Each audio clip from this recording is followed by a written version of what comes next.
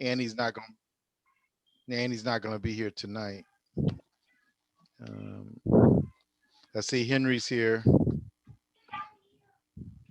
Let's see. Okay, we're going to move on anyway and get this meeting started.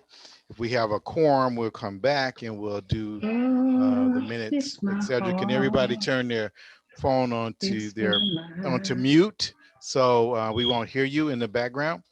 And when you're able to speak, you can take it off mute.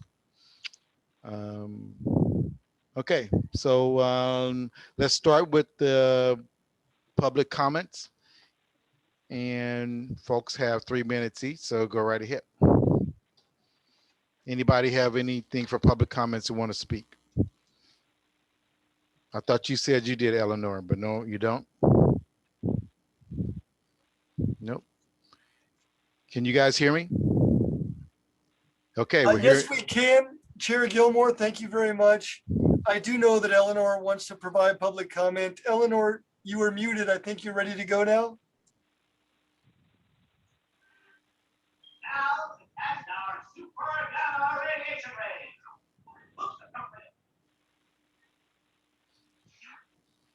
Eleanor, would you like to provide public comment?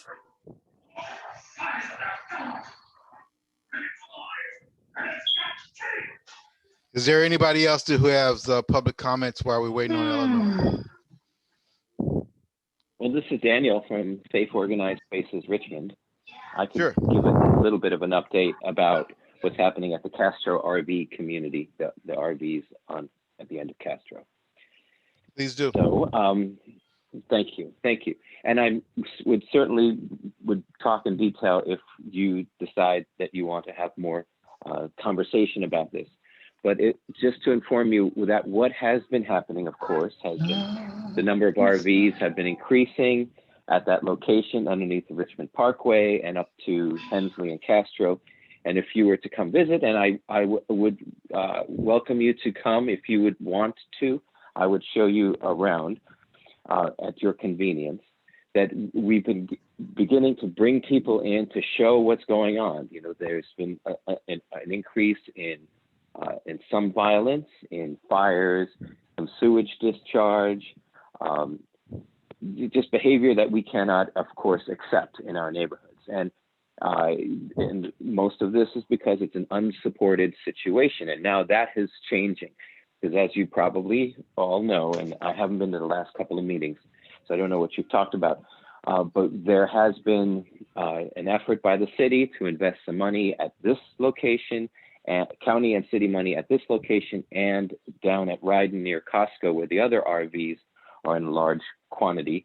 And so the goal is that there will be navigation services that will help to direct people from this and Ryden, these locations, to something more appropriate, such as housing, ideally.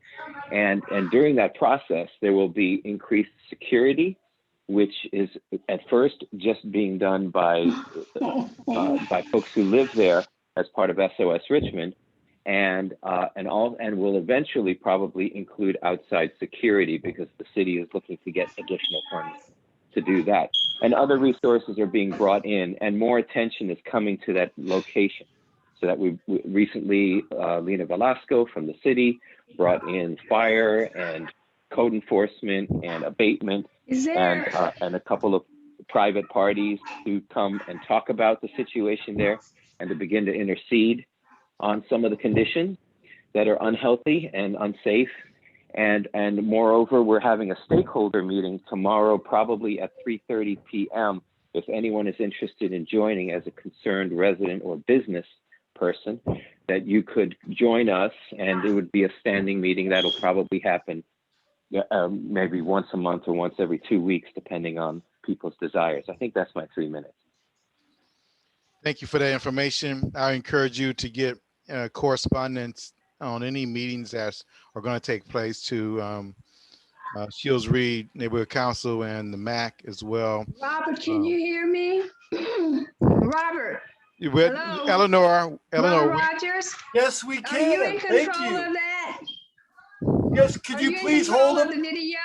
Yes, please hold a moment. Thank I you. can't hear you. I guess somebody's muted. I can't hear you. Maybe my voice is turned down. Okay, now what did you say? Please hold. It'll be your turn next. Thank you. No, I was just trying, the videos turned sideways. I was just trying to. So again, what I was saying was please let Shields Reed Neighborhood Council know, make sure the MAC knows via Robert, so we can get the announcements out to people in time so they can have something to say in regard to the endeavors out there, what you had referred to.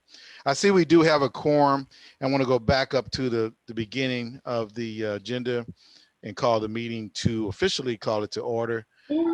And ask for approval of the agenda and the minutes with the board reps. And if you need time to take a minute, please do. Otherwise, I'll be waiting for a motion from the floor.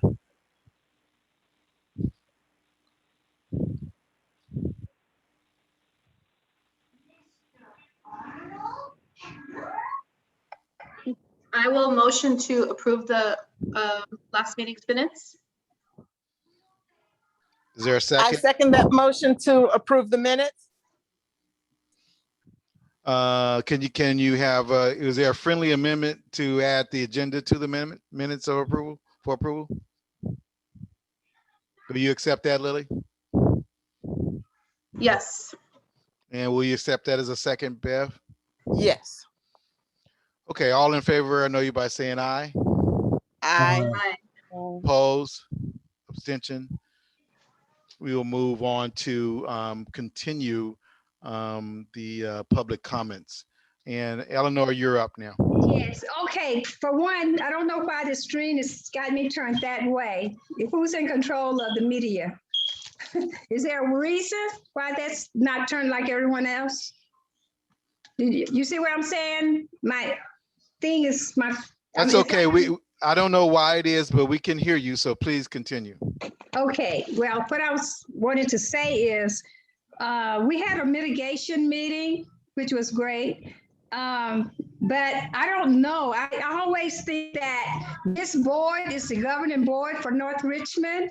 And when things are not going right, that the people look to this board to find out what's happening.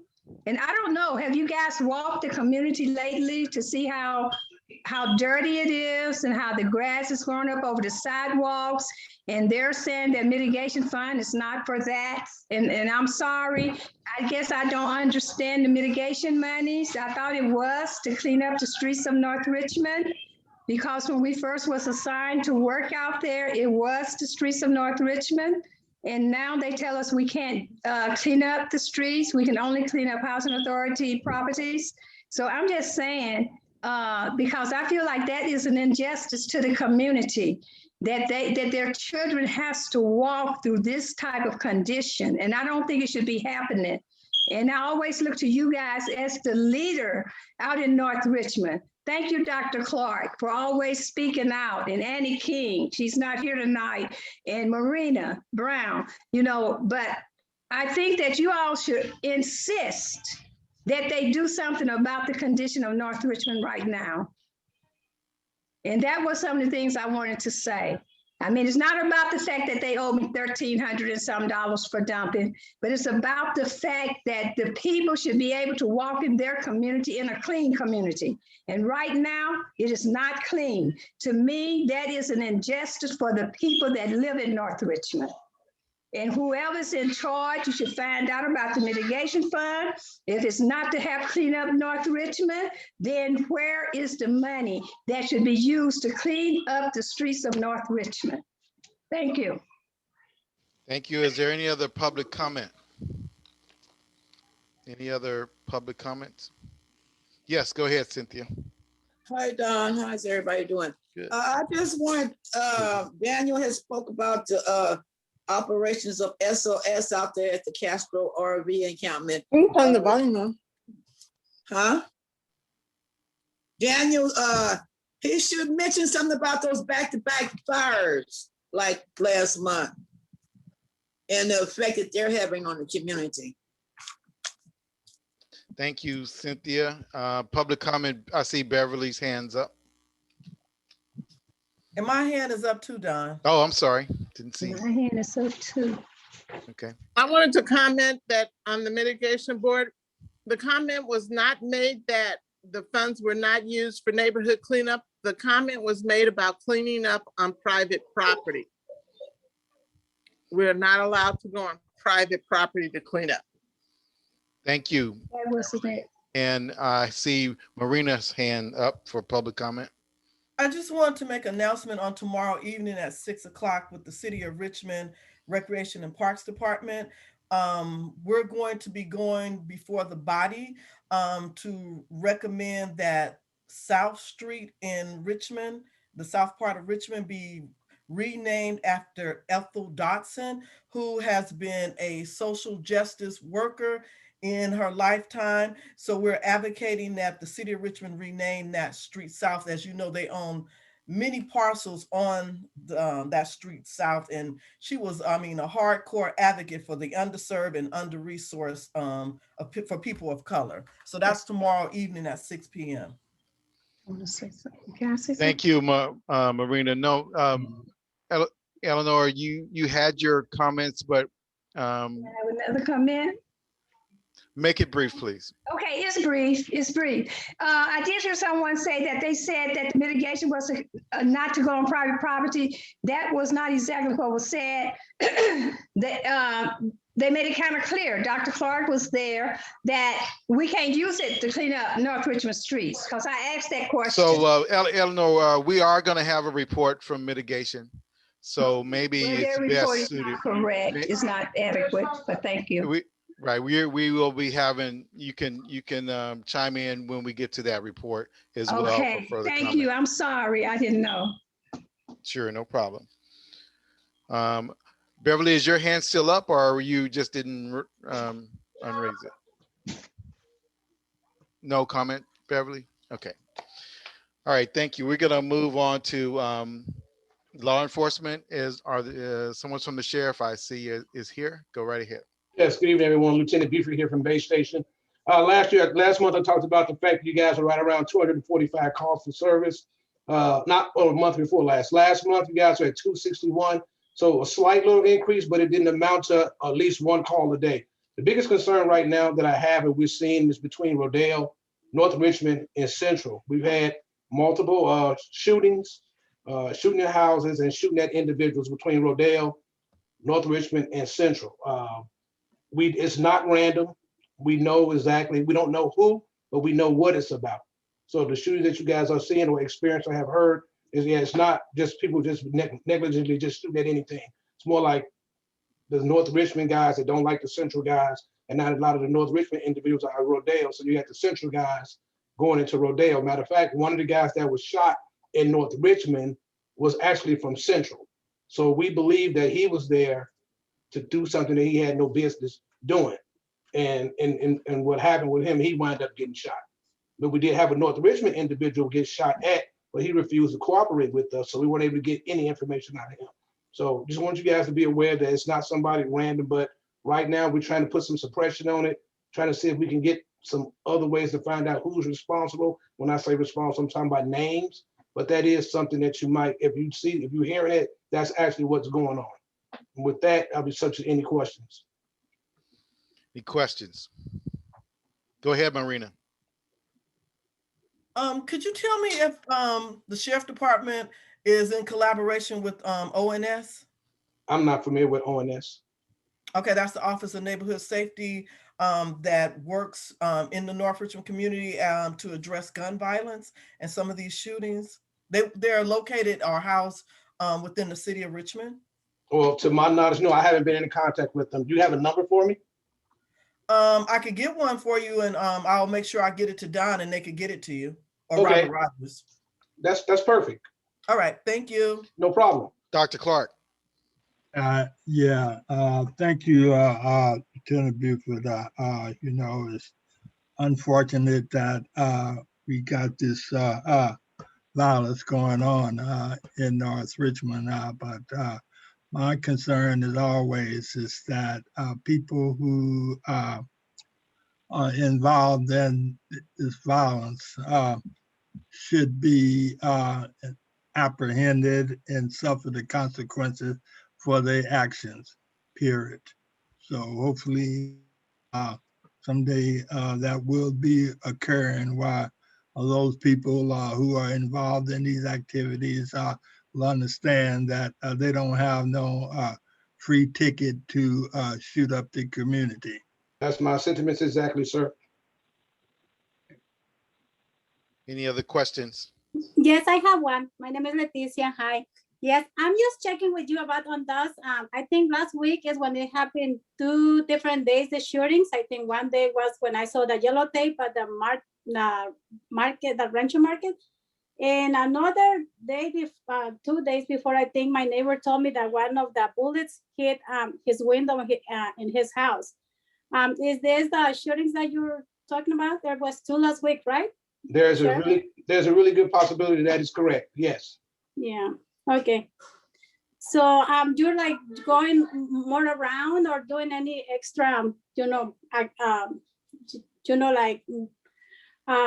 to patrolling the area more often now, or it's the same? Yes, right now we do have some suppression operations going on, and we are bringing in people from other locations of the sheriff's office to try to see what we can do about catching these individuals. That is correct. Great, thank you. Officer Bruford, is there any coordination between the Richmond PD and your department? I know there are several of my deputies that work work one hand in hand with them. So there's a lot of crosstalk with Richmond to try to identify individuals. So yes, sir, it is. So is that anecdotal, or there's actually strategic conversation about the working together? Their strategic conversation. Yes, sir. Thank you. Any other questions? Thank you, Lieutenant. If I may, Chair. Oh, Chair sure. Gilmore, Go ahead. Yes. There are 2 questions in the chat from Marina and Berta, and they're very relevant about fireworks situation. And so perhaps Lieutenant Buford might say a few words. Lieutenant, the residents are concerned that there's a lot of fireworks going off in the neighborhood. What's your experience with that? What should residents do if they're experiencing high firework volume? Okay, well, first of all, just have the residents continue to call us at the non-emergency number unless there's something that's, loss of life or a threat against life, then definitely by all means 911. I am in contact with the lieutenant from RPD, and there is some fireworks suppression patrols that are scheduled here to take place. So we are on it. We are looking into it.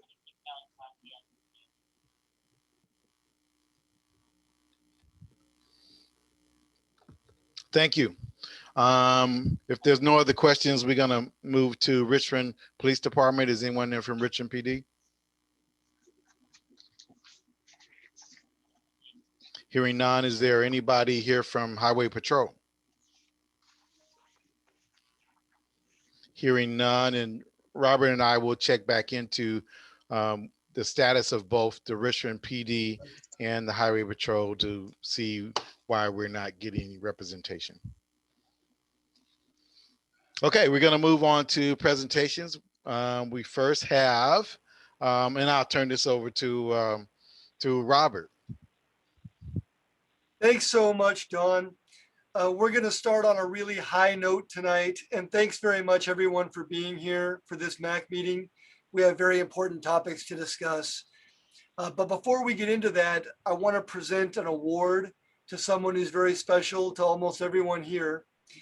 Her name is Janie Holland, and she is a wise and tireless and highly respected and longtime community servant and advocate with CHDC.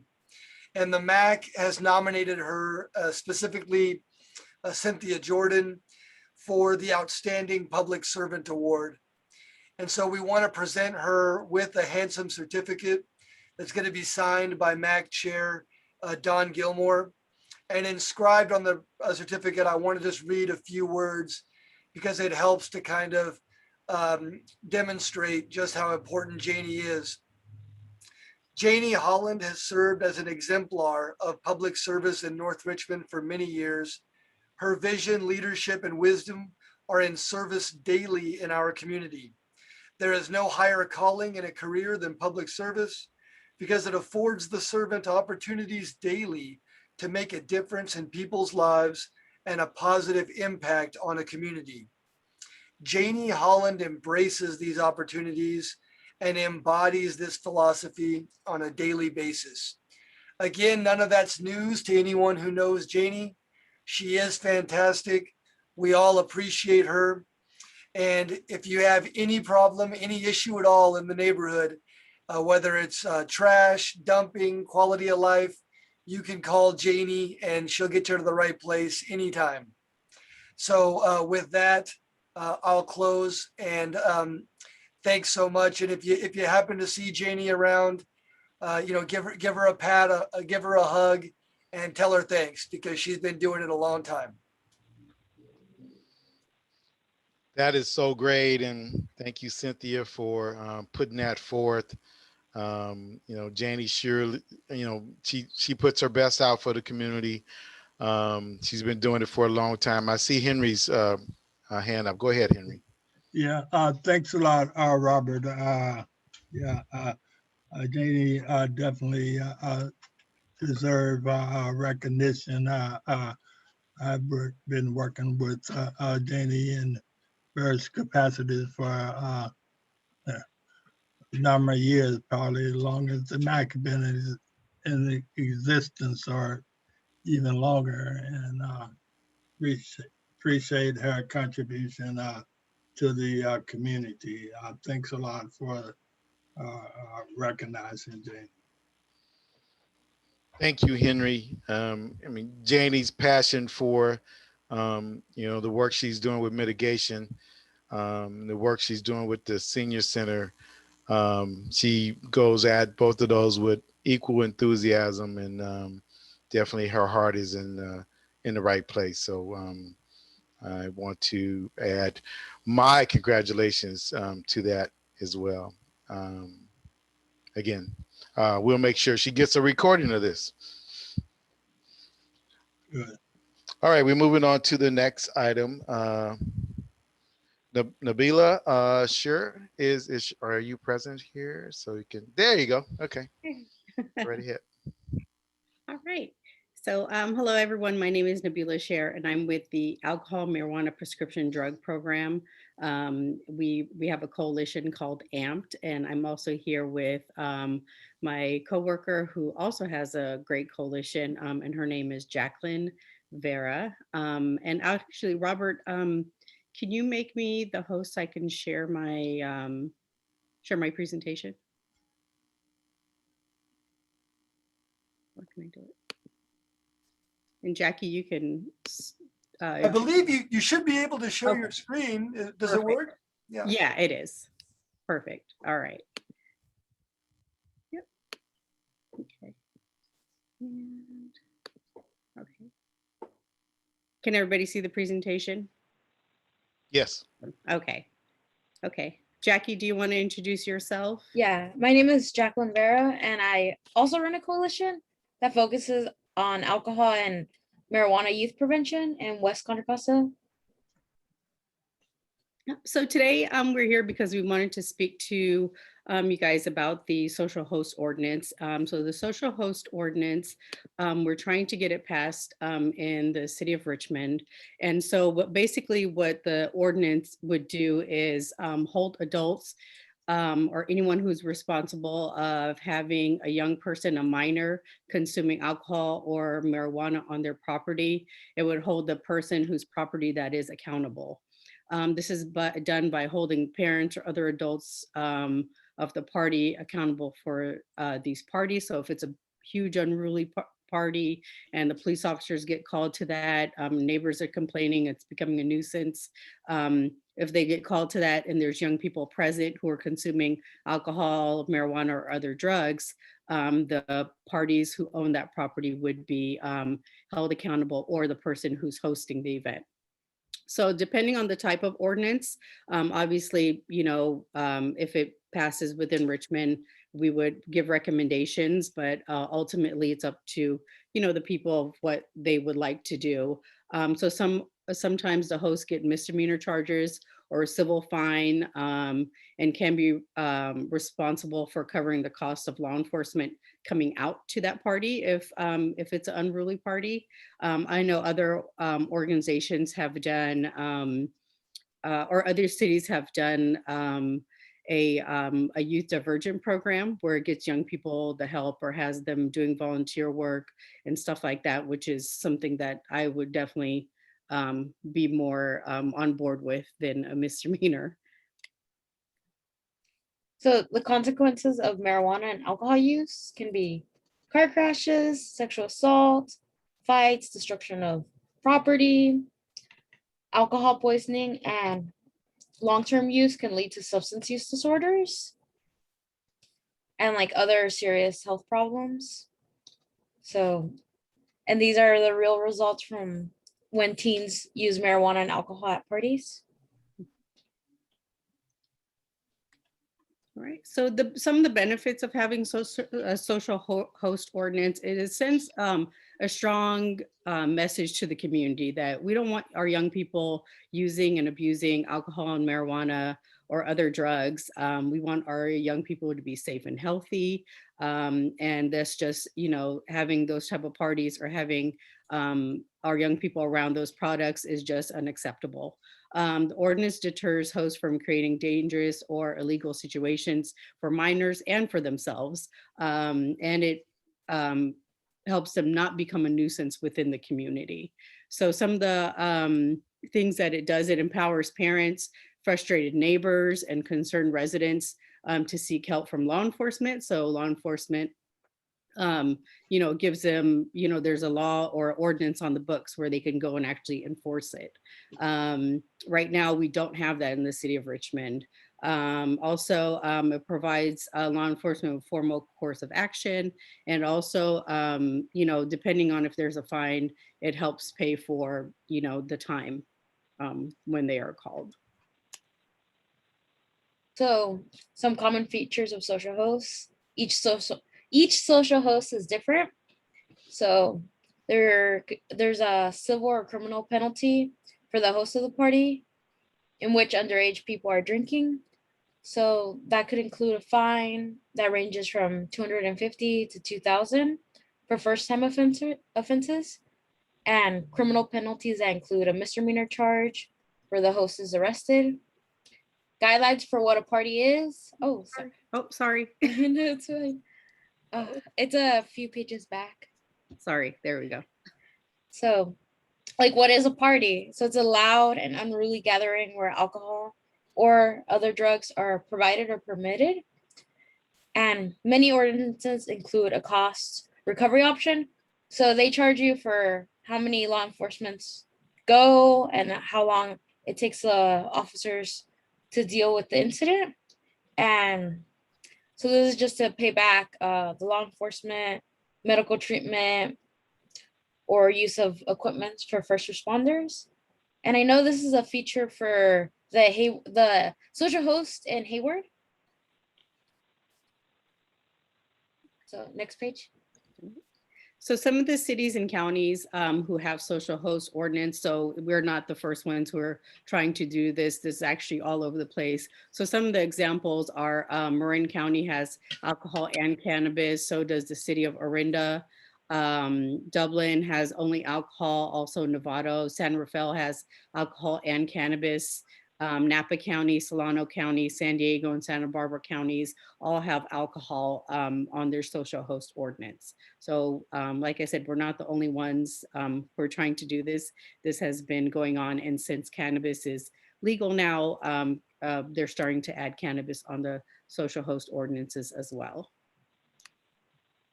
So during the summer of 2019, we gathered data from West County residents on their opinion on current alcohol and marijuana policy.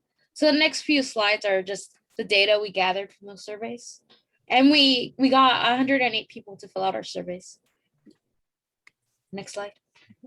So the gender of the residents that we did surveys on, 57% were female, 33% were male, and 10% declined to answer.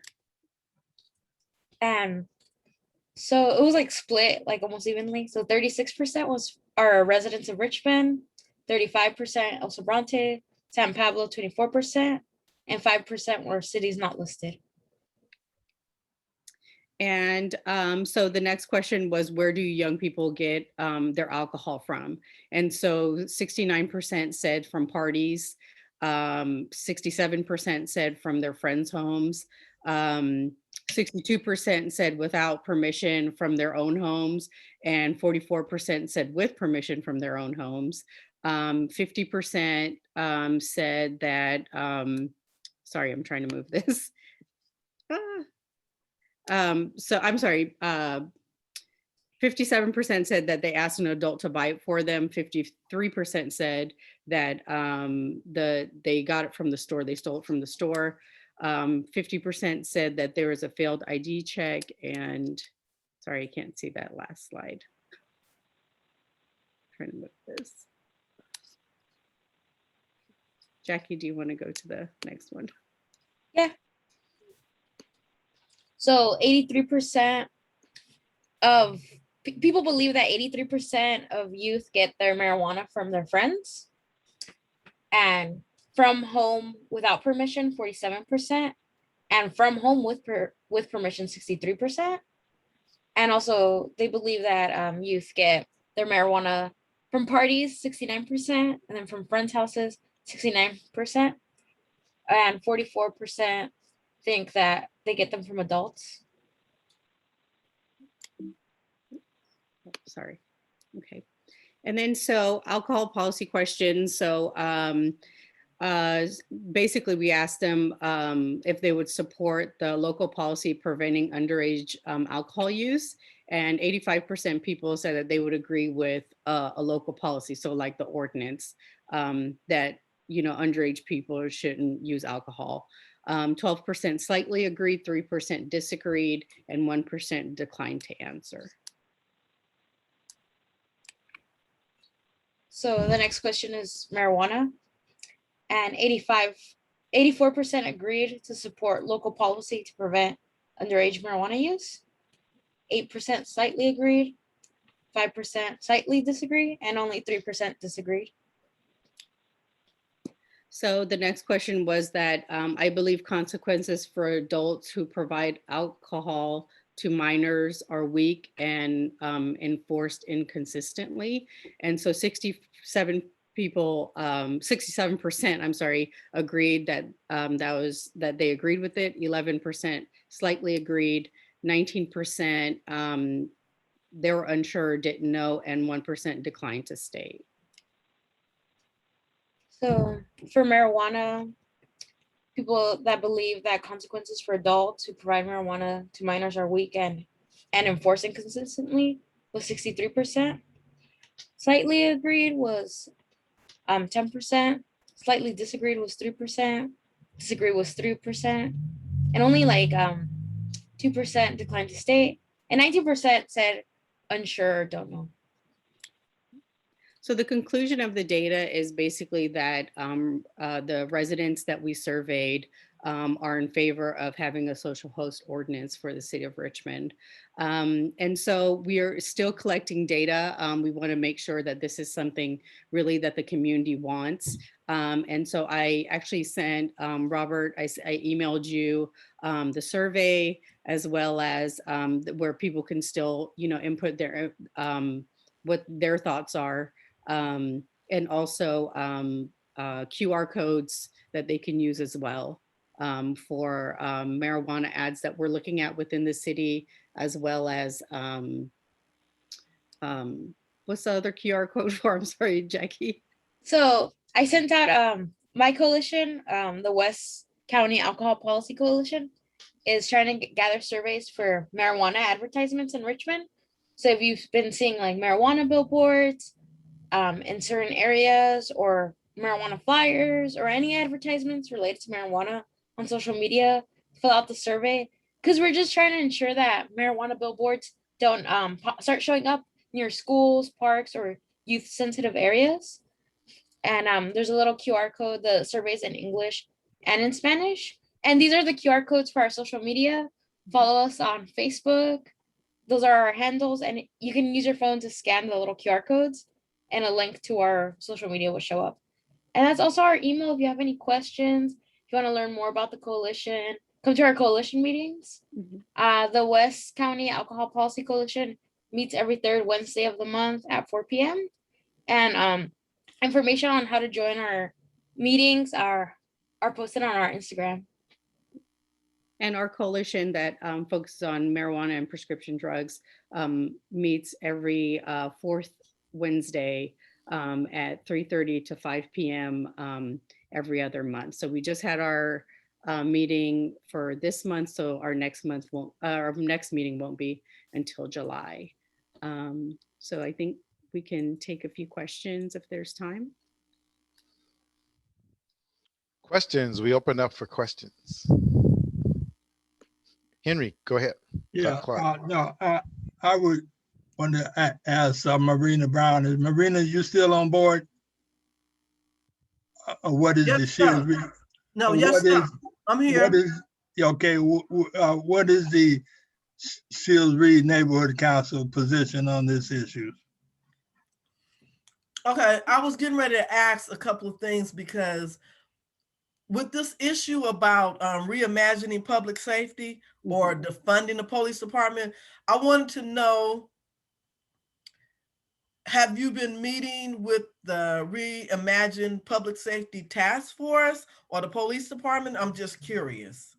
So I have not met with the Reimagine Task Force, but I have met with, I met with a captain at the Richmond Police Department, and he was supportive of the social host ordinance. But the thing that he actually suggested to us and said that instead of having a fine or something like that towards the residents whose property the party or whatever might be at, is having a divergent program for the youth instead. So instead of giving somebody a fine or or a misdemeanor or something like that, to instead have community service in lieu of that, which I totally agree with. Okay, so this is strictly just for private property, not for public open spaces? I'm just curious. Yeah, it's just for private property. So let's say, I was out of town and my kids decided to have a party at my house and young people were present and they were using alcohol and marijuana, and my neighbor called the cops and they came here. I would be responsible whether I knew my kids were going to throw the party or not, or if I hosted a party at my house where young people were present and they're using alcohol, marijuana, or other drugs, and I allowed that to happen, I would be responsible for that. So like I said, the consequences is different because kids do things, and I don't necessarily think, parents should be held accountable if your child throws a party and you didn't know about it, or, something like that happens. But I think that, there should be some sort of, deterrent from, having those type of parties, or an extra deterrent from young people using or having big gatherings, because a lot of things happen. There's been accidents where, MAD's involved and stuff like that, or the TRACE program is involved, and they locate the last point of drink where a young person drank and they got into a car accident or DUI or something like that. And alcohol poisoning is real, and young people, it's a gateway, so is marijuana to other things. So if it's a deterrent while the young people are still young and underage to do those things until their brains are fully developed, it's just a different way to go at it, I guess. And like I said, we're not the only, we wouldn't be the only city. There's others who have done it. So it would just be something extra as a deterrent on the books for young people. Okay, so that's good information. Now, could you tell me what are the other cities? Yeah, we had it on the slide. I think there's Dublin, Marin, Novato. The counties were Napa, San Diego. Go ahead. San Diego, Santa Barbara. We didn't add Hayward, but Hayward has one. So, and there's a bunch more, we just didn't, just list them all, but there's a lot of other cities and counties that do have a social host ordinance. Okay, now I have one more question. So when does this go before the city council? We're still collecting, like I said, we're still collecting data because we only have 108 surveys. We want to do more presentations to neighborhood council meetings to see if neighbors, the residents of Richmond feel like this is a good idea or not. Because we definitely don't want to push forward a policy or get behind something and people don't want it. Or have, policies that aren't going to be enforced. So, so that's what we're doing, is getting information out there. I sent a fact sheet to Robert in his email, and also the petition and also the survey. So if you're, however you feel about this, you can go on there and do the survey, and all the information and data comes back to me. So like I said, we're community organizations. We're all about what residents in the community want. So if you have a strong opinion about this and, you're not feeling it, I urge you to, input your information and make sure it gets to us. Okay, I'm all about enhancing the quality of life. And I get how we need to protect our young people, but I'm just concerned that it almost sounds like, and I don't want to, say it's almost like you're profiling certain pockets and areas of the community, and that's the community of color with Black and brown. Because that's why I asked you, have you gone before the city council? I mean, has this went to Hilltop District? Has it went to the Richmond Annex, or have you went to the Richmond Neighborhood Coordinating Council? So that way it incorporates all 39 neighborhoods, just so we could hear all of this. Right, absolutely. So what we are trying to do, we actually sent out an email in the beginning of this, when we're doing this, to all the neighborhood councils. So what we're doing, just like we presented to you guys today, we want to present to all those other neighborhoods as well. So it's not not at all trying to single out or anything like that. We want to get to, if we could present to every single neighborhood council, you guys were just nice enough to let us come before you today. It's really hard getting in touch with the other neighborhood councils or getting on their agenda. But yes, we would, that's our main thing, is getting information out. So we want to get everybody's opinions on this before we do anything. So yeah, I would love to present to all the other neighborhood councils, and we've reached out to them. I've sent 2 or 3 emails already. Haven't really heard anything back. But if if you have an end, or could get us before them, that would be great. But yeah, we would love to get as much information out as possible, so we can make, the more information you have, the more informed decisions you make, correct? So that's the same thing we want to do as well. Okay. Yeah, and it's all about what the residents want, so, because I have something you went, let us know. Platform for you to present, probably not for this month, but for maybe next month's meeting, to present this information. Perfect. Thank you so much. I would like to have more detailed information, Dr. Clark. And thank you, Navi and Jacqueline. Thank you. Yeah, Thank you for having us. Go ahead, Henry. Yeah, just one last point. I mean, you talk about these issues, but do you have any mental health people involved in supporting your efforts? We work with a group of people, and all the data and information that we collect is stuff that's already been produced. It's stuff that's been proven and researched.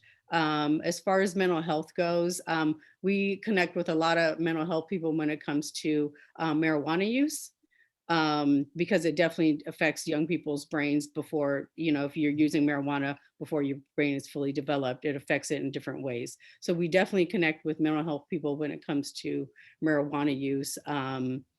Yeah, so. Yeah, well, yeah, just in conclusion, yeah, well, that's the thing there, because, there's a lot of efforts to divert people to the, mental health services, and not really involve the police in terms of activities that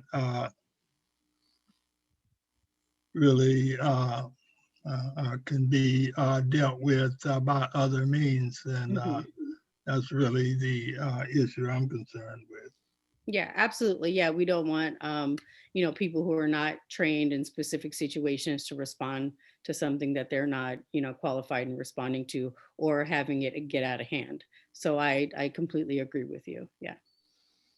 Well, Nabila and Jacqueline, thank you so much. You might want to add in your presentation, maybe what has been the impact from those other cities, so we can kind of see what has gone right, what has, not gone so right. So Yeah, you may want to add that. we did I met with the City of Hayward's police department, and to talk more about they mainly focus on youth diversion. So if to learn more on what they're doing and what happened, their successes. So from what I've learned from meeting with them is that the youth get entered into classes to learn why using marijuana and alcohol is bad for their health and well-being. And they also do community service. So the youth get help along the way. So it's we're hoping to make something similar in Richmond as well. Yep. Go ahead, Robert. Chair Gilmore, I think before we close this, I think Board Member Robinson might have her hand up. Oh, I'm sorry if I missed that. Yeah, I do. And maybe I missed this answer. How did you and who was involved in developing this ordinance? So we haven't developed the ordinance yet. So we're just kind of, gauging the community and getting feedback from the community to see if this is something that they want. And then once we get enough feedback, because we want to survey more than just 100 people, right? We want to get feedback from you guys, from other neighborhood councils, and get as many surveys as possible. And then once that happens, we would present that information to the city council, and then they would develop the ordinance. So they have a bunch of other ordinances from other cities and counties that have already done this, that they can look to see what works and what wouldn't work for the city of Richmond. But we have not had anything concrete written down. That's why I said, the fines or whatever, it can vary. So it all depends on what, the residents want and what the city council feels is right. So like I said, we are leaning more towards and trying to push the community service and divergent programs instead of fining or any kind of law enforcement type consequences. Thank you, Nabila, and I look forward to the data and you guys. No problem. Yeah, I sent the link to the survey as well as the petition, the QR codes, and letters of support if you guys eventually want to get behind this to Robert, and so he has that information and get it out, and also a fact sheet that we developed. Thank you so much. If there's no other questions, I don't want to, if somebody has any other questions. If not, we're going to move on to the Richmond Land's presentation. Thank you again for your presentation, Nabila and Jack. Thank you. Thank you. Thank you. Someone for Richmond Land here. Hi, good evening to all the members of the board, of the council. Thank you for having us. I'm going to invite my colleague, Valeska, to share the slide deck that we have prepared for you all this evening. In a second, I'll talk more, but really the purpose of our presentation today is to speak to all of you about the Emergency Rental Assistance Program, which is the state program that Richmond Land has been subgranted to do outreach for in our county. So we really appreciate the opportunity to share with you all today. And Valeska, you can start us on slide 2. And so while Valeska has that set up, so yeah, I'm wanting to again welcome everyone. So my name is Mia Carvajal. I am the Community Land Trust Program Manager at Richmond Land. I'll be providing this presentation in English today. If you have questions about how you can get this presentation in Spanish, please feel free to provide that in the chat and we can give you instructions for that type of presentation at another point.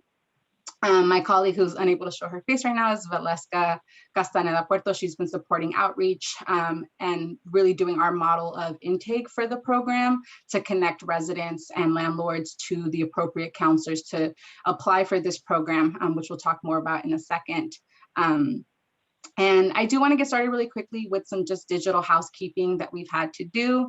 I know that there's going to be there are folks calling in, so I will try to verbalize what people are seeing so that you can see phone numbers and other things that are shared.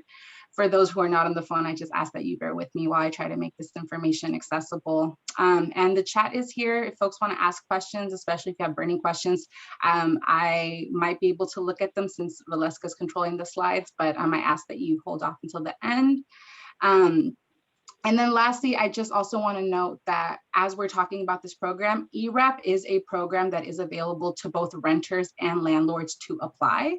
So all of this information is for both parties. However, the way I will be presenting the information today is as if I am speaking to renters, since that has been the primary base. We have been serving in our communities in our capacity, but I do want to just note that anyone can apply to this program, whether you are a renter or a landlord.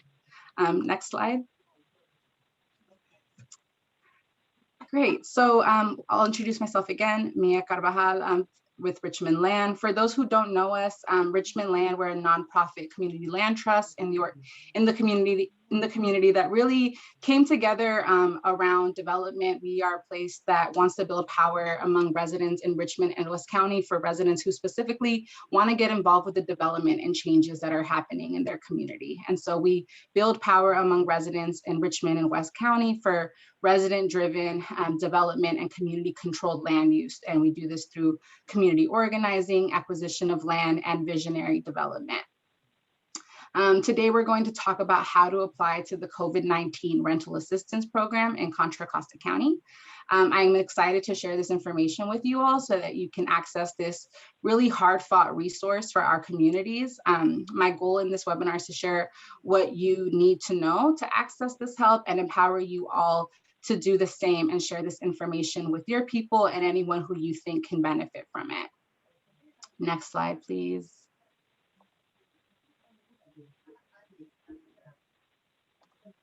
Okay, so before we begin to talk about ERAP, I do want to do some level setting with folks around why our communities need rent relief.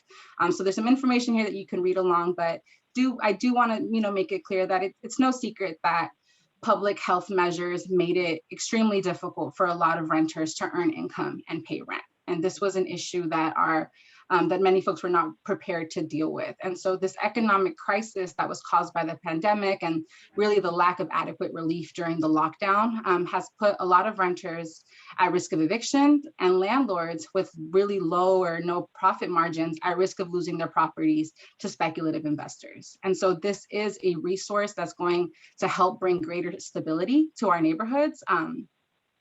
Because there is a current risk and a threat around eviction in our communities. And part of this program is to prevent that speculation on the part of investors who are looking to prey on those financially distressed properties. So at Richmond Land, we do see this rent relief as part of the solution that we need for a equitable recovery from COVID-19, which is why we're sharing on it. And also just to know, as of December, research shows that Black, Latinx, and Asian renters were all 3 times as likely to be behind on rent than white renters in California. As of March, Contra Costa County renters owed an estimate of $60 million in rent debt. And that debt just was not distributed equally. Nearly 9 in 10 of those in debt were people of color, and 94% earned less than $75,000. So this matter of canceling debts and providing rent relief to low-income renters is also an urgent matter and a racial equity issue. And yeah, and you know, the problem of back rent and threat of eviction is a huge problem that existed before the pandemic. Housing already was really expensive and a source of insecurity for folks. And we do believe that it requires multiple solutions. So today we're going to talk about this one solution, but if you are interested in hearing about the different range of solutions that Richmond Land has been exploring that we can be bringing to our communities to explore to adjust recovery from this pandemic, please keep in touch with us. Now for some background information on how the program was established. So funding for the Emergency Rental Assistance Program, which I'll call ERAP from here on out, which is the acronym for it. It came through a federal COVID relief package from December 2020. California received $2.6 billion for rent relief, and it is expected that another $2 billion will be augmented to this program through the American Rescue Plan that was issued in March by President Biden. SB 91, which is probably a policy you've heard thrown around, kind of was a dual-pronged policy. It provided a framework for how the funding could be distributed among jurisdictions. In a moment, I'm going to speak about the confusing nature of that funding and why Contra Costa County has to follow a certain set of rules. But SB 91 also established, it also extended tenant protections and provided some more resources, more information around how renters and landlords can be navigating that. So I do want to speak briefly about tenant eviction protections in Contra Costa County because it's relevant to this issue. So for those who don't know, renters living in Contra Costa County cannot be evicted through the end of June if you are unable to pay your rent due to COVID-19. And I want to make this very clear because there are many in our community who are unaware that these protections exist. So to make my message clear, if you live in Contra Costa County in North Richmond and are being told by your landlord that you need to leave when you have had trouble paying your rent because of COVID, please seek free legal counsel and free legal assistance and don't just up and leave because your landlord said you have to. It's really important that we get this message across to our communities because even in our 3 weeks of doing this outreach, we have seen of evictions, of things called proxy evictions where landlords are trying to pin an eviction on one thing when really it's due to unpaid rent. And so we really want to spread this information. And there are a lot of rights out there for our community and resources. So I just want to make sure that folks know that. And then there are some things that we have to keep in mind in order for residents to receive these protections. The first is that if you that residents who fall behind on the rent must send a signed declaration letter stating that they're unable to pay their rent due to the pandemic within 15 days of a missed payment or even 15 days of getting a notice from a landlord. This sort of triggers their protections. And even if it's just missing part of the rent, it's really important to send this. There are many organizations that can assist with submitting these declarations. We also have one on our website at richmondland.org. The other thing is that in addition to the signed declaration, you also have to pay 25% of the total amount owed between September 1st, 2020 and June 30th, 2021. In order to be able to have these protections in Contra Costa County. So if you're unable to do both of these things, if you're able to do these things, sign the declaration form and pay a quarter of your total rent obligation. So that's the total amount, a quarter of the total amount. Then the law says that you can't be evicted over unpaid rent from the pandemic period at any point. So, and then also want to note that the rental assistance program, as it was designed by SB 91, was to help meet the 25% requirement that you need to satisfy. So that is why SB 91 sort of tied tenant protections and rental assistance together to help residents meet that 25% obligation. As a word of warning though, rental debt from the pandemic is not automatically forgiven. So even if you can't be evicted for debt, after June 30th, you can be sued in order to be compelled to pay that debt. So according to state law, you can't be sued until August 1st, 2021, but essentially this is to help protect you from eviction due to this. Next slide. And the whole reason why we're here today is to avoid any of that from happening, but I did want to include just this information that's really important to know in our community. So in North Richmond, it's a little tricky because you have the city side of North Richmond and the Incorporated side. For any residents living on the City of Richmond side of North Richmond, they do have access to the rent board if they receive an eviction notice or anything that may be alarming in regards to their tenancy. They can always work with the rent board. And these are also some other phone numbers. Richmond primarily works with the Eviction Defense Center. Their phone number is 510-452-4541. We've also been referring folks in San Pablo, if y'all know of anyone that might need assistance. For Bay Area Legal Aid, that's another resource. However, they do not work with residents that do not have proper immigration documentation. And their phone number is 800-551-5554. And so I'll just list those two for the moment, but just wanted to give you all these resources. Okay, but we can begin now to talk about what we all came here for, which is the ERAP program. So you can move to the next slide, Leska. Okay, so how does ERAP work in Contra Costa County? So again, going back to sort of this confusing nature around why SB 91 had to provide this framework. So as I said before, the federal government distributed this $2.6 billion to California.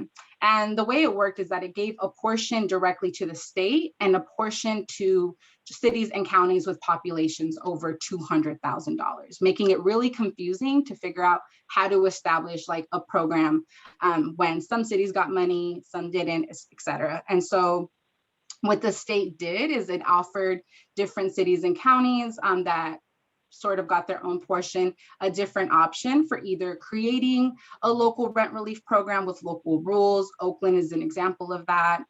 Going with the state's program and abiding by state's rules, which is Contra Costa County's program. We'll talk about that more in a second, or a combination of both, which we've seen in other cities in our area. So Contra Costa County decided to stick with the state's program, which requires Contra Costa County renters and landlords to apply through a state online portal called Housing is Key. The main website is housingiskey.com for folks who are, on their computer and want to look at that really quickly. And yeah, so this is essentially has established how accessing rent relief works in our county. And again, the state portal and the web and more information can be found on housingiskey.com. Next slide, please. So as I mentioned before, oh, the one before that. Oh, but let's get to the slide before that.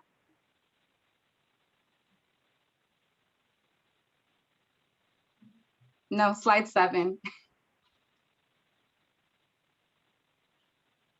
All right, I'm just having a little bit of technical difficulties. Give me 1 second, sorry. No worries. While she gets that on there, so again, just to clarify, so ERAP is a national program. Every state has gotten some form of rent relief. Housing is Key is what California has called their official program. And so the way it's designed all across the board is that ERAP is a national program that was designed to help low-income renters and landlords with unpaid. That's the one, thank you. So the federal guidelines for rent relief state that in order to qualify, you must first be low income and impacted by COVID-19. So, specifically that general question around struggling and seeking assistance, but specifically for rent or utilities. And this is important to distinguish because a lot of folks are like, well, I borrowed from my neighbor to pay my rent, so maybe I can access this program to pay my neighbor or to pay whatever loan I got to pay my rent. And that isn't how this works. This is directly to pay any back rent that's been established between you and your landlord or any utilities for that matter. The program is also open for everyone. It's also, the two tangibles that you really have to demonstrate in the program is that you have experienced a reduction in your income or have incurred expenses due to COVID-19. So that's one tangible. And the second one is being able to establish that you are either at risk of homelessness or housing insecurity or are past due on your utilities. So really evidence that's basically saying that both you have been financially impacted by COVID and it's causing potential housing instability. And the main thing is, that you check these 3 boxes. that you check these 3 boxes in order to first self-assess if you should be applying. I also want to note that the program, there's confusion because of like federal guidelines, but the program and how it's applied in the state is open to everyone. So regardless of immigration status, everyone in the state of California can be applying to rent relief. And that's really important to share because a lot of folks get confused because they're like, oh, well, it's a federal program, but ultimately the state administers their program as they wish. And this program is open to everyone, immigration, and there are no federal guidelines that bar anyone from applying. So regardless of immigration status, you can apply to housing is key. Next slide. And so in Contra Costa County specifically, so we just talked about the federal guidelines to self-assess if you should apply. In Contra Costa specifically, you are eligible to apply to ERAP if you make less than 80% of the area median income, which we'll get into in just a second. However, you will receive priority in processing your application if you make less than 50% of your area median income, or if you live in a community that was hit hard by COVID-19. And so to be clear, you have to make at least less than 80% to qualify, but you will get priority if you make less than 50% AMI. And in regards to this community that was hit hard by COVID-19, I did my best to try to see if North Richmond falls in this category. It's kind of a vague descriptor. So that's something that I can get back to you all at a later point. But that is something to keep in mind for our specific community. And to be clear, rent relief from ERAP is not being provided on a first come, first served basis. So it is a need-based program. So they will go off of where you fall on the area median income scale. Next slide. And this is the chart that I'm referring to when I talk about area median income. This is Contra Costa County's specific AMI chart. What you can do to kind of get a sense of how to use this is you can go across the top line and say how many people live in your household. Then when you look down that column, then you can look down that same column to figure out where you fit in terms of your household area median income. So for example, if you have 4 people in your household and your annual income is $50,000, you would fit between 30% to 50% AMI. So you would make between 30% and 50% AMI, therefore you are below 50% area median income category, which means you might be prioritized for the programs.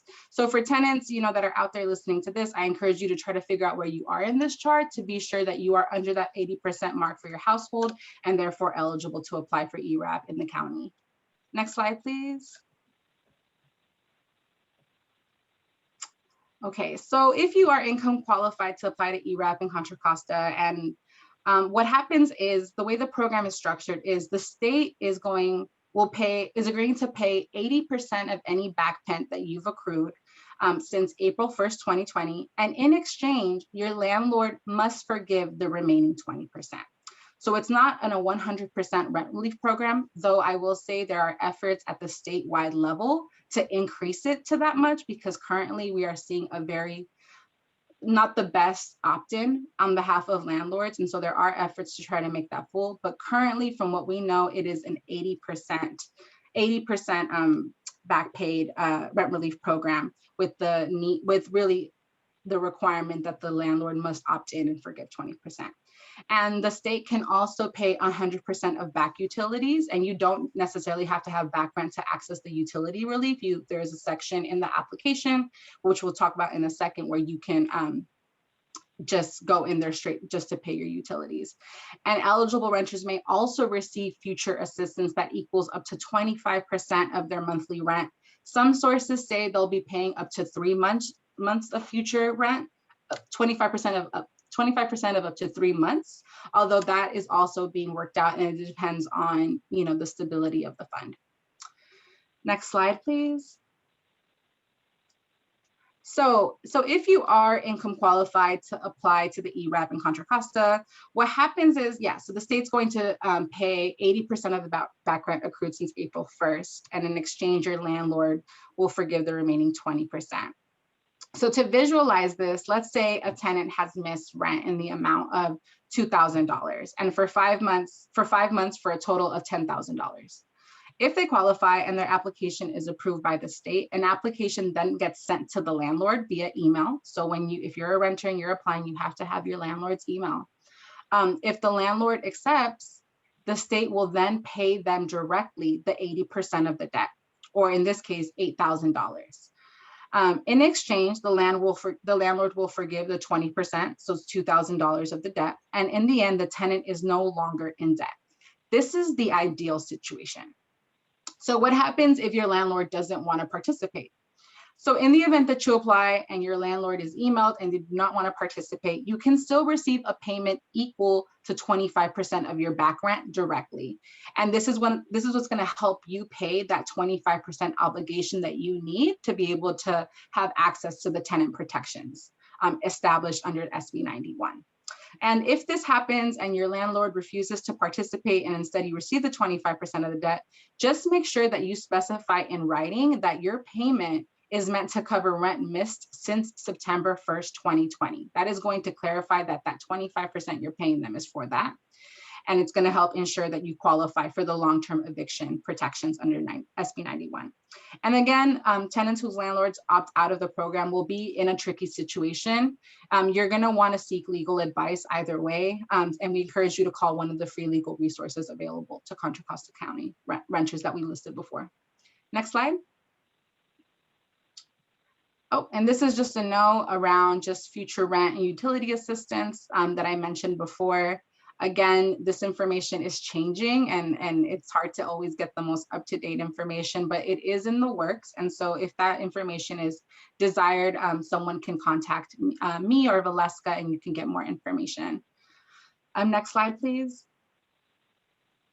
So just to speak a little bit about what you will need to prepare to apply, you know, this application process is pretty heavy on the documentation preparation, and that's really what our model at Richmond Land focuses on. We've been really supporting tenants to get their documentation together so that when they are ready to speak to either an ERAP counselor or apply on their own, they have all the things that they need in order to do that. And so, you know, essentially there's these 5 buckets that you're going to need to hit.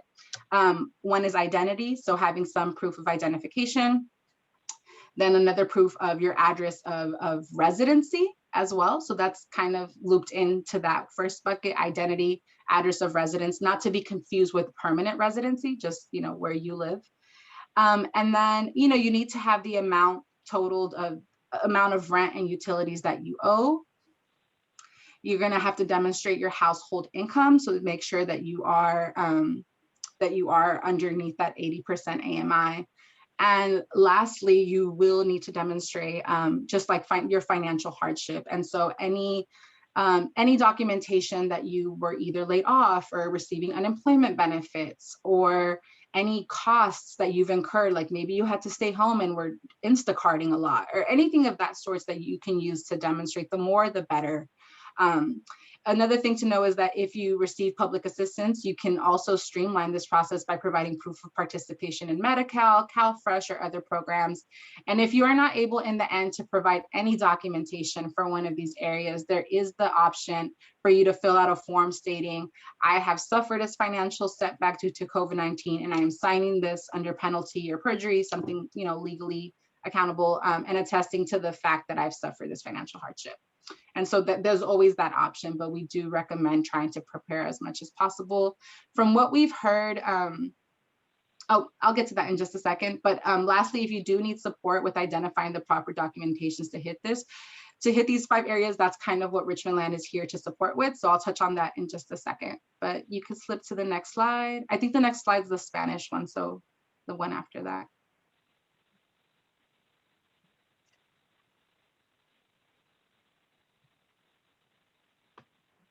Oh, and I think this is, oh yeah, so this was actually a scenario slide that we sort of set up in case you wanted to see how you would prove that you've been financially hit by COVID-19. So that's just, it gives another example of like the different types of evidence that you can use. So you can go to the next slide. And so just to kind of recap what we went over, I know we just downloaded a lot of information, but we do step one, we are recommending tenants and landlords to review the tenant checklist. We have a wealth of resources on our website right now at richmondland.org//ERAP, ERAP. There you will find the tenant checklist and the landlord checklist that you can use in preparing for your application. You want to have your paperwork ready. So in addition to identifying these documents, you also want to have pictures of them, scan them. You want to have them already uploaded and ready because the portal is going to ask you to attach documents. So identify the pictures, upload them. And then the third step, and this is really what we're including if you need information. So let's say number 1 and 2 are really confusing. You can always contact my colleague Valeska at ERAP@richmondland.org, who's been supporting folks in English and in Spanish to get their paperwork ready. And lastly, you will submit your application once you have all of these things. Next slide. And now where to apply. So we have, once again, the website, the official website with the portal where you will be applying is housingiskey.com. Again, this is the specific portal used by counties and cities that have opted into the state program. And so this applies to Contra Costa County, San Francisco, and Solano. And just a reminder that you will not be asked about your documentation status. Next slide. And then, if you need more support from us, if you want to, talk to us, ask us more questions about the program, we are supporting ERAP counselors with an intake process where we are asking you the questions that normally take them 30 or so minutes. And they're really impacted right now since the state portal has opened up to the public. And so if you want to talk to us first to make sure you have everything in line, we're here to support. And I added, this is an image of where you can contact our intake form on the website. Next slide. And then, just for folks, I know there's people in the community here, leaders in the community that might be interested in wanting to know more. We are going to have a similar webinar with the information that I've presented in English and in Spanish. The next one will be on June 10th. We can also always share this information at an upcoming meeting or workshop that you host if you'd like to invite us. And then if you have individual folks that you want to reach out to us, you have Valeska's information, her phone number is on this slide as well. And lastly, we also have contacts with the ERAP counselors who can drop in and do a drop-in pop-up center. If someone has an idea for it would be great to have, community members come out and sign up for the program. Folks can come out with their laptops. The counselors can come with their laptops and all they need to sort of sign folks up right there on the site. So that's another idea for collaboration. And I think that wraps us up. So you can go on to the next couple slides. That's my information for anyone who wants to get in touch with me.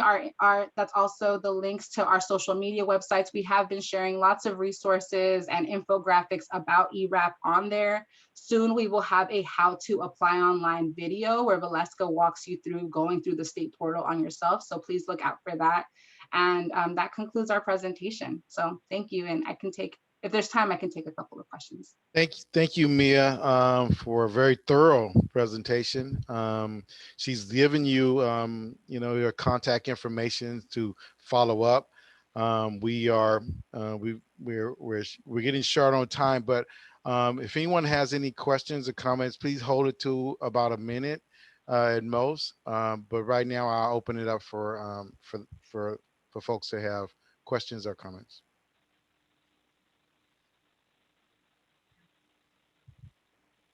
Am I missing anybody? I don't see any.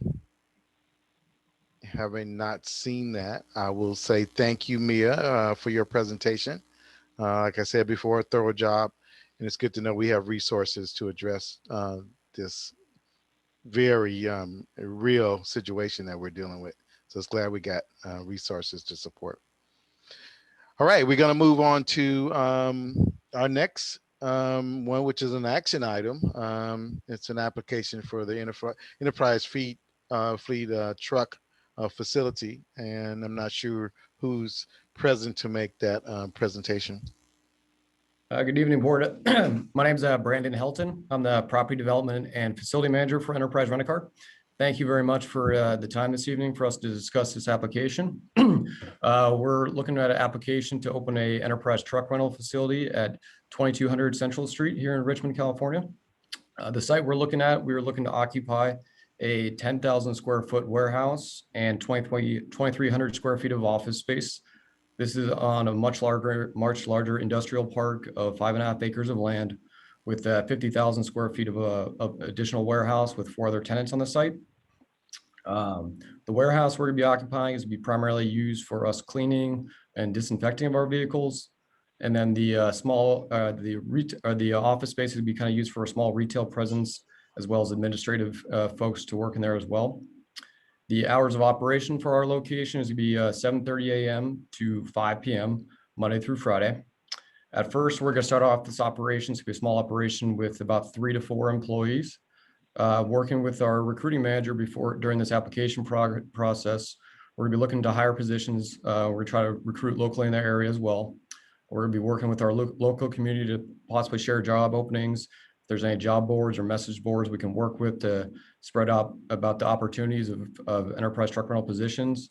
Also, if there's any networking events, our recruiting manager would love to sit in with any networking events and discuss about enterprise and what we offer, as well as what we're going to be offering is sending out upcoming notifications prior to us opening any jobs to local areas. So people will know about the job opportunities before they pop up online at enterprise.com. So we'll be happy to do that as well. And then just a brief summary of kind of our truck rental division. It's a very low transaction business that has long lengths of rentals. So most of our customers that we work with are companies that they use our vehicles to operate their business. So we do lots of business to business transactions where the length of rentals can be anywhere from a couple of weeks at a time to anything upwards to over a year. So these vehicles don't really have much traffic coming into and off of our property at all. They're primarily gone for long periods of time. And we also run our business very lean. So most of the time, about 85 to 90% of our vehicles are not on the property. They're out on rent to long-term customers. And that's why we're excited to go into this North Richmond area, because we have a lot of customers we work with in the Richmond community. So we're happy to be out there and hoping to be able to service them much easier. And just with the vehicles that we do use, they're all clean burning diesel vehicles that meet state requirements. They all have diesel exhaust fluids in all of our vehicles. While right now we don't have the ability to purchase zero emission vehicles, our group in the Bay Area is looking to become a pilot program to get zero emission vehicles as they do become available for us. And as those vehicles become available in the future, we're going to be looking to integrate those vehicles into our fleet as quickly as possible, and working with our clients and vendors to make sure that they're going to be able to support those zero emission vehicles. And any vehicles we do have on our site that aren't going to be out there for rent, we are going to look to have those as being a zero emission vehicles. Oh, question, it's an enterprise truck rental. So that being said, we know that the zero emission electric trucks are going to be coming the way of the future. We are going to be making sure our facility is ready and have electrification and electric power and infrastructure in place inside the warehouse to support EV chargers. We will be installing that when we move into the property. So we'll have the proper infrastructure in place to be able to get ready for zero emission vehicles. And then we are going to be working with the county to do our part with the North Richmond Solar Project to see how we can help with the planning department in the county with working with that. And then lastly, we're always just looking to be a good community member. When we move into a neighborhood, we're going to be looking to be a good community member in North Richmond. Our company started with a simple neighborhood office with a commitment to customers, employees, and the community. As we grow, we continue to make that commitment as well. Part of our founding values is we strengthen our communities one neighborhood at a time. And we have several initiatives that we put forth as a company that we work with that on. We have one that Enterprise, a Fill Your Tank program that we've pledged $115 million over 10 years to fight food insecurity. And on a local level here, the Contra Costa County Food Bank, over the last 2 years, we've donated about $35,000. We're going to continue to donate as we can. And another thing is we have a My Purpose, My Time program as well. That's, I think, is very great. We just started that up on last year, where we give our employees paid time off so that they can work and do service in the communities where they work in and volunteer and help out and be beneficial to their neighbors. So I think that's very important for us. And then the last thing is our Enterprise Holdings Foundation. It's a foundation where we can work with, as we get further entrenched in the North Richmond area, and we're learning about the nonprofits and the organizations that support the community. We would like to work with them and submit a grant request to our Enterprise Holdings Foundation, become partners with them to help with a small monetary donation as we can to helping out the community. So we're looking for to open our business here for Enterprise Truck Rental. Like I said, a low volume, long-term business-to-business rentals. We're looking to be a part of community. We're looking to hire locally if possible, and we're looking to be here for a long time and look to be a positive relationship in the neighborhood and be having a mutually beneficial relationship with the community here. So love to hear any questions or comments people might have about our project and our application.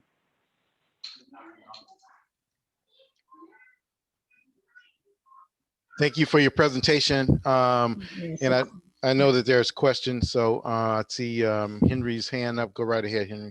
Yeah. What is the address of this location you referring to? That's 2200 Central Street in Richmond. Intro. I can share the screen of like a site plan if that would help. Sure, go right ahead.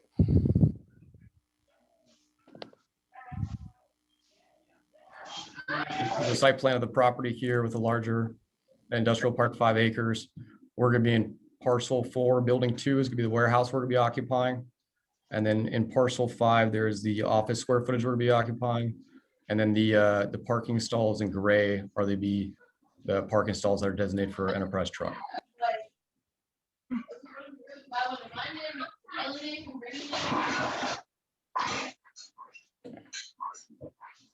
Any more clarifying questions on the site location from anyone? Looks like it's kind of right off Pittsburgh and what's on. Yeah, I have a question. Is that is not on the corner on parcel 9, right? No, it's going to be parcel 4, the one highlighted in kind of a beige. Oh, okay.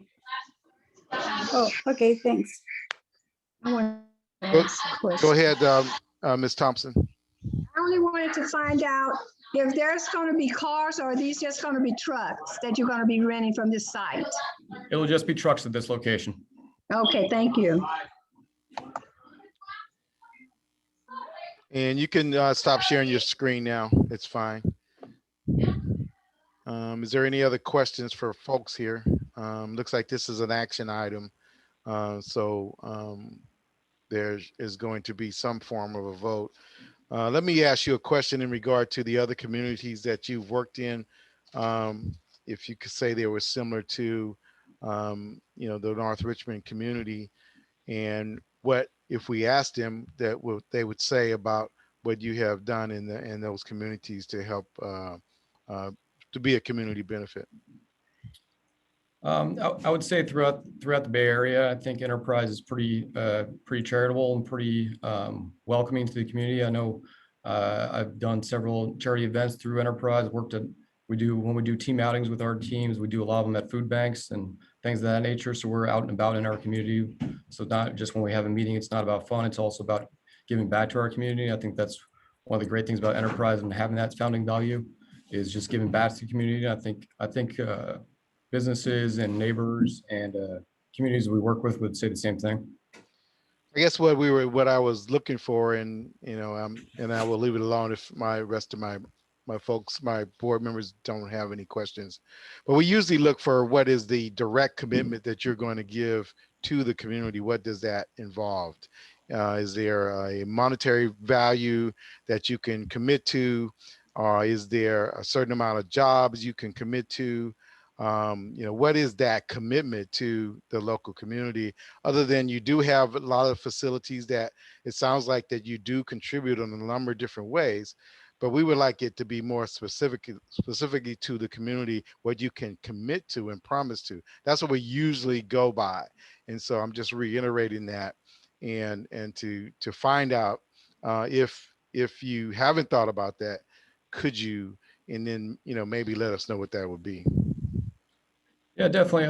I think we're going to be coming in. We're going to be starting off with 3 to 4 positions to hire here. Like I said, we do have our grant foundation that we've been working with. I think typically for a first-time grant for any local nonprofits in the area, it could be a couple $1,000s that we commit to as well. And we'll be working closely with the county in terms of the solar project. I know that they worked with as well, so we'll be working closely with them. And how soon will that transition be that you can project out where you will have electric vehicles? That I don't know. Our group structure manager, Danny, do you have a comment on that? Yeah, we are in talks currently with several different manufacturers for these types of vehicles. These commercial vehicles, they just haven't made them yet. There are a couple of companies that are going to be close, and as soon as they are available, we will be having purchasing them so that we can have them for rent for our current customers. And is there any mitigating factors that you have put in place for the diesels? Fumes? So all of our vehicles, they're within the last 4 years. So they all have a diesel exhaust system where it catches all of it doesn't spray the big black smoke like the old diesel trucks do. It's very low impact to the environment. They all meet California emission standards, and they're of the cleanest burning that are made. Yeah. Any other questions from the public or just the board? Go ahead, Robert. Thanks so much. I'm just going to relay one that I received from the public. Can you please address concerns about traffic in the neighborhood? I know some other businesses have done that before. I know that you're prohibited from traffic within the neighborhood, but please talk about that, and also exactly what we're talking about in terms of daily or weekly trips. Well, I think to address the traffic in the neighborhoods, obviously we're gonna make sure there's signs on our property to only go right turn out of the property, go strictly to the Richmond Parkway. So we're not gonna be going through the neighborhoods, things of that nature, making sure our staff is fully aware of that, and addressing that with our team. And in terms of the volume, it's pretty low. I think, Danny, would you be able to speak to that? How many daily trips when we first start out there? I mean, yes, it would be very low. We don't do more than 3 to 5 rentals in a day, and in the beginning it would be even less as we build up the business there. The average length of rental is more than a month. So once somebody takes one out, they don't come right back. They stay out for long periods of time to businesses. It's not it's not really a big retail business for us. It's mostly commercial, long-term rental, kind of like a lease. So there isn't a lot of traffic. Robert, can you, if you have any insight, speak to the permit process and the whole public benefit aspect of that? I know we had some conversation before on another deal, and there were some other aspects that we weren't aware of, but it ultimately came out positive. Just want to know if you had any insight you can share. I can share that. I have had some preliminary talks with this applicant and Supervisor Joya as well. As he sort of alluded to already, we are satisfied based on the application and our discussions. This is a very low impact use in terms of the travel trips, the truck trips. They have the rental center there. They rent out the trucks for long periods of time. And the trucks go out and then eventually they come back. So it's not even something you can really think of in terms of daily trips. So traffic and air impacts are minimal, if any. In terms of the public benefit or that process. Oh, and by the way, this is all just the beginning of the application, the public works. And so it'll get, the very high level of scrutiny that all projects do at this time in the county. In terms of the public benefit, there has been a negotiated agreement where every project has to contribute to this solar and renewable mitigation fund in North Richmond. So that's certainly a positive. The other fees and so forth are, treated like any other project. Those are countywide fees. So I guess my question has more to do, I'm trying to see what is actually direct to North Richmond. I know we talked with some other companies coming about, their percentage of local hiring, their commitment to work on the task group with the resource community, center, to work on those job opportunities and to work with a task force of business owners to help support jobs, if it's training or whatever, in a way that will be conducive to maximizing the opportunity for local employment. Yeah, and prior to this meeting, I did speak with our recruiting manager. I mentioned earlier, she is more than happy to do any networking events or any training topics, or work with the local community to discuss our program, as well as kind of giving out notifications when we're going to be hiring and meeting with anyone in the community as well. Or if there is a task force that we'd be interested in, we'd be happy to look into that as well. Okay, is there any other questions from the group or on the committee? If not, if there's no questions from the general public, we can entertain a motion. Go ahead, Henry. Yeah, well, I would say that, in supporting the ideas that you have mentioned, that, the gentleman should be in contact with the group that the MAC set up in terms of job opportunities and contributions to the community, so that this is all real, and materialized. And so, I would say that he should work with you and the committee that have been set up, and we'll see what materialize. Thank you, Dr. Clark. Anybody else from the board, from the North Richmond MAC? Again, as I say, Robert, let me just ask a question. Is this something that we need to vote on right now, or can we wait a little bit more to something's a little more concrete, or you're looking for some form of approval or rejection at this meeting? Sure. Yeah. So certainly, I think that ideally you would vote on whether this is a project in concept that you support or not. That's the process is supposed to go forward. They've given their presentation. You have the background packets.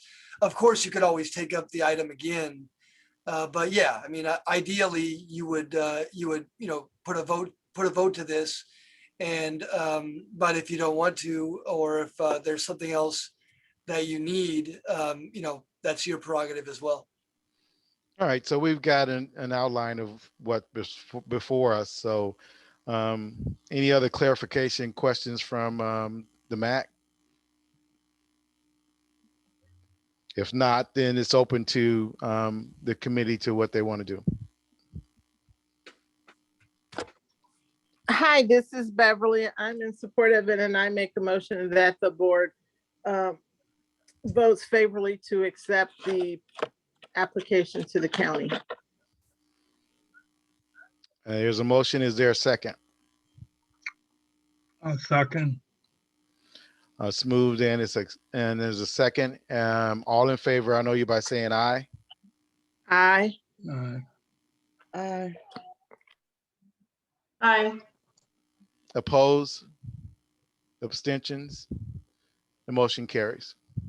Thank you so much for your presentation. Thank you very much. Thank you. Thank you very much. Okay, we're going to move on to the agency reports.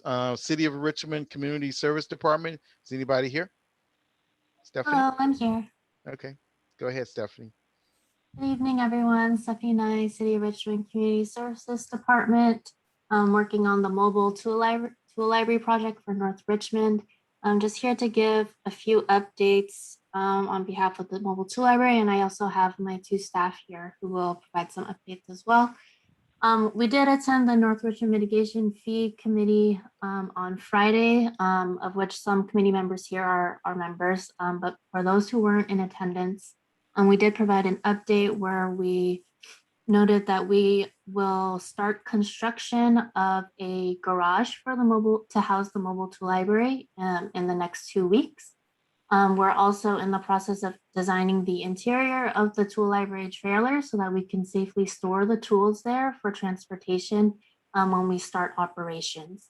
I have my staff here who is starting a rebranding survey for the mobile tool library. And next month we'll be back to the MAC to start our needs assessment to determine our operating hours.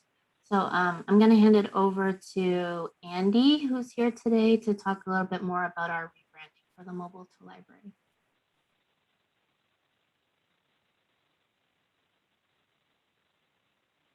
Hey, everybody.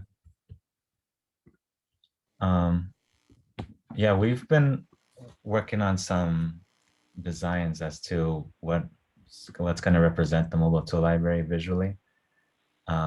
Something that we decided to get started was actually getting community input as to what it should look like, as a way to maybe engage everybody and let them know that what's going on with us and what's going to be happening in the future. And to get it all started, we actually designed a survey for everyone to take part in over Google Forms. And this is going to be spread around in social media, in-person canvassing, and as well as potentially mail-outs. And one of the things I actually wanted to bring here was actually the link to the survey for anyone that wants to take part in it. I think I'm gonna post it in the Zoom chat for anyone to click on that's interested and wants to take a look at what we have going on and vote on an upcoming design for us, as well as some other questions. And you can provide some more information about yourself if you want to stay updated as into everything that we're working on and when it gets done, and eventually when we get up and running. But I'm gonna go ahead and paste the Google link here.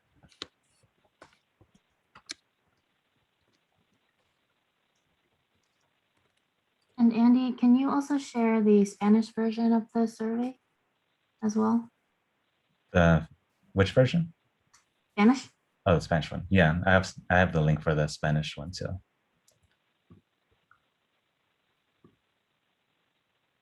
In case if you know anyone else that would like to take part in this survey, it'd be awesome if you guys could let them know about this as well. Okay.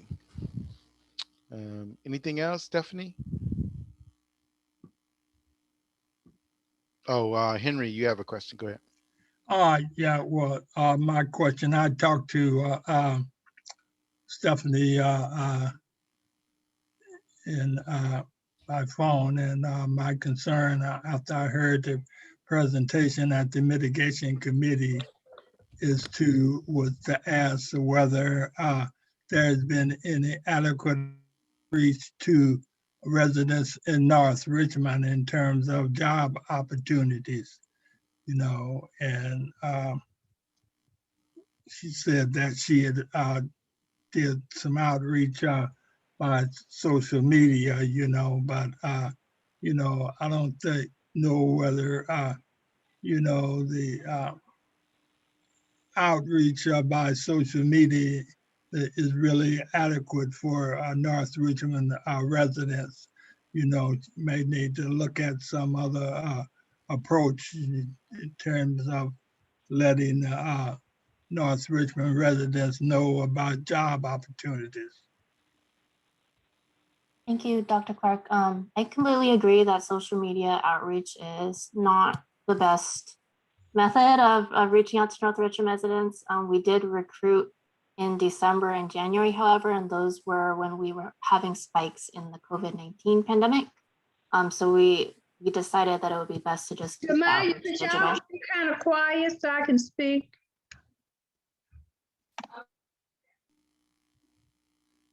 Continue, Stephanie.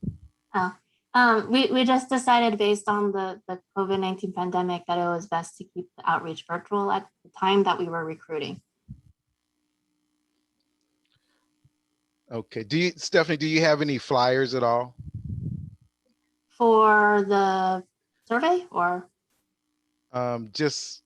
Any type of thing that you can have at some place. I mean, we're starting to open up a little bit now, so there might be the opportunity to do some drop-offs or something. Yeah, and so Andy just started in the last 2 months, and that's going to be his work, is going to be outreaching to the North Richmond community. Yeah, and in addition to this Google Forms survey, we've actually already printed out posts and surveys that we can hang and hand out myself. We've been in the middle of planning that, and it's actually probably going to start by the end of this week. We have locations set and this Google, the logo survey is kind of like the beginning, we're kind of testing the waters as to the best ways to outreach. And then after we get the logo for fun survey out and done, that's when we're going to be handing out more in-depth survey as to how the mobile tool library should be operating. And that's the kind of survey that we're really going to be pushing out there in person and in digital, to get more information about the working itself and not just the logo. Thank you. Okay, we're gonna, Can I say oh something? yeah, go ahead. Hi, I'm sorry, that was me screaming at the people in the house. But I wanted to say to Stephanie, I'm happy for you all bringing this project over to North Richmond. The more resources we have, the better. So thank you so much. And I also want to thank you again for doing my presentation for me on the other week when I was on. Thank you, I appreciate it. Thank you, Eleanor, for your comments. Okay, we're gonna move on to Healthy Richmond. Anybody here from Healthy Richmond?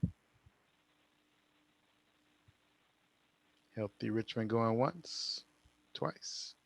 Okay, so we'll go to Robert.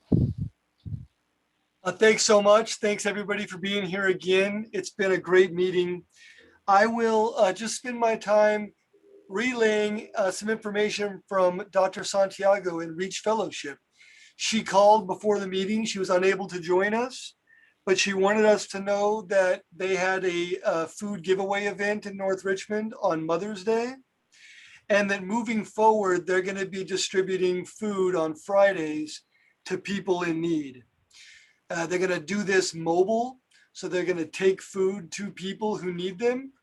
So if you know anyone, maybe homebound seniors or any others who might benefit from some food support in North Richmond, please reach out to Dr. Santiago at Reach Fellowship directly, or you can call or email me and I'll get you in touch with them so that we can help get food to people who need them in North Richmond.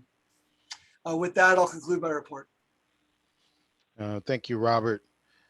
Community Housing Development Corporation, we continue to we're trying to raise funds to do the construction of the grocery store. And as soon as we get close to having that funding level, we'll be sending out a request for proposals or requests for qualifications for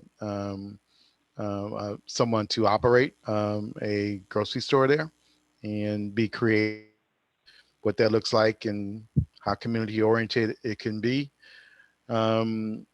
At the same time, we're going to start doing improvements for the resource center there at Heritage Point and start operating services there to expose folks to opportunities for different careers right there at that center. And we look to work with other folks who have potential for economic development activity that we can partner with through that site. Other than that, we did receive funds to improve Chesley Mutual Housing on Chesley. We got some funds from Contra Costa County to actually do that. We also got funds that were committed to do the Legacy Court project, and it's still in formation. That's the kind of the last major site that's on Fred Jackson Way between DuBose and I think Gertrude. So those are the things that are in the progress. We just have to keep telling you, and you know where we are on that.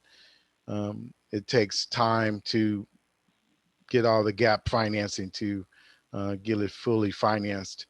And having said that, I don't know if Tony's still on. I was going to share part of my update to see if he wanted to say anything about Los Deltas. Are you there, Tony? I don't think he's there. Hopefully we can have something for him next time. I know they're getting close to getting something out. There's been a lot of work around a new North Richmond MOU collectively to work with stakeholders to make commitments for certain opportunities within North Richmond community. As we start drafting that, it'll be coming before the MAC, be coming before Shields Reed, and other stakeholders in the community. So that work is in the process as well. That's all I had. I can turn it over to the mitigation fund from CHDC. I'm not sure if Janie or Felicia are going to make that presentation. Good evening, everybody. This is Felisa. Hey, Felisa. Hope everyone is doing well. Excited to be back after a long leave, but excited to report back. We've had some great events. Mitigation has obviously continued working with the grantees and Richmond Sanitary, the county, the city, to do everything we can to keep North Richmond clean. I know we do have a lot of challenges, but we are working diligently to work with all the agencies and go through the proper steps and protocol to address each of these areas. Congratulations to Ms. Janie for her award. We also have an upcoming Willie Spears community cleaning event coming this Saturday, June 5th. So everyone is obviously invited, help spread the word. Looking forward to it. We have these twice a year and they're very successful, again, to help mitigate some of the illegal dumping and allow the community to come and dump in 6 different locations throughout North Richmond. So very excited, coordinating and looking forward to that event this upcoming weekend. That's it for me. If anyone else has any questions, I'd love to take them on. Ms. Thompson, go ahead. I don't really have a question, maybe a statement. I understand that about the cleaning. I do want to be a part of the cleaning on Saturday, but I guess at this time you always going to start making sure that North Richmond is clean. I was just concerned about the condition of North Richmond. I know that a year to a couple of years ago, it was really looking really good in North Richmond. You know, things were clean, the streets, but just lately it has really began to look really bad. I don't know how often you all go out into the community and walk and look and see what it looks like, but it would be real good if you go out there and see the condition of the community. It's just dumping. Some of it's been there for months right now. But that's my concern, that we clean it up. And in the mitigation money, I did hear them say that we couldn't use it for cleaning up the streets of North Richmond, because I believe Annie asked that question. So that was a concern to me too, because I thought that mitigation money were part of the process to help us keep North Richmond clean. And if it's not part of the function to help keep North Richmond clean, then where does the money come from for North Richmond? And that's all I have. to say about that? Yeah, that we have I know we have some folks that serve on that committee as well. And it is made up of different folks that represent the city, the county, and the MAC. And Shields Reed, I see Marina's here. Those conversations, I mean, they're representing us, the folks that we were pointed to there, and that's where all the decisions are made there. The MAC does not make those decisions about where funds are going and what's happening. Of course, we can comment on the activity that's going on there, but we rely on our members basically to ensure their representation is felt there. And having said that, Marina had her hand up, and I want to allow her to speak.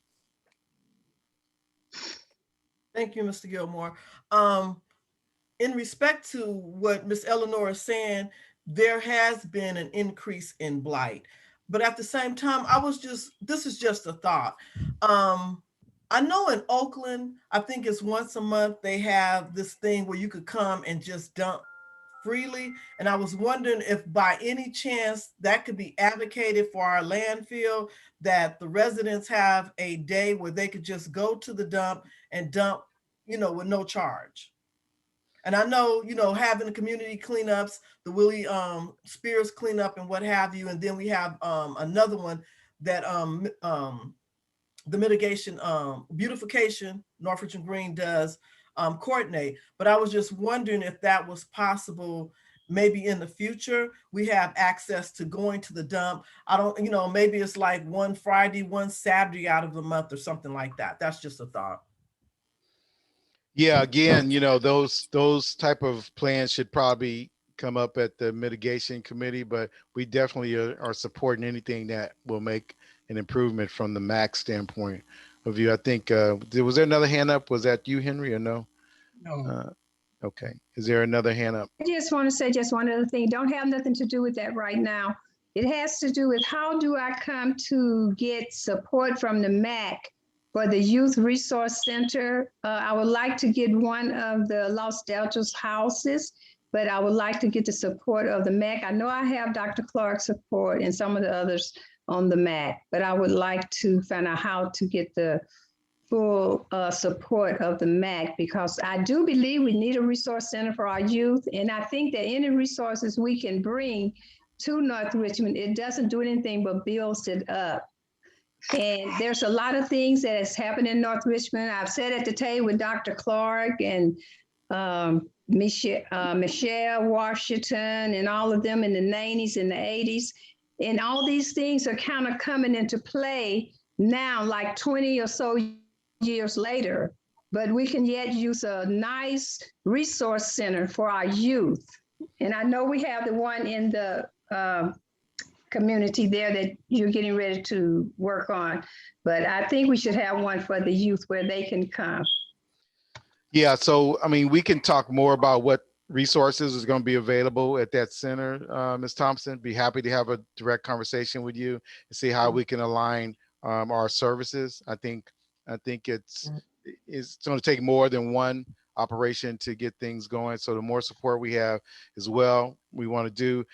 Tony Farrell was trying to get in. Something's going on with his mic, his audio. So stay tuned on that, but they would be the ones how that go. We don't know exactly what the request for a proposal is going to look like before we set up what our support's going to be.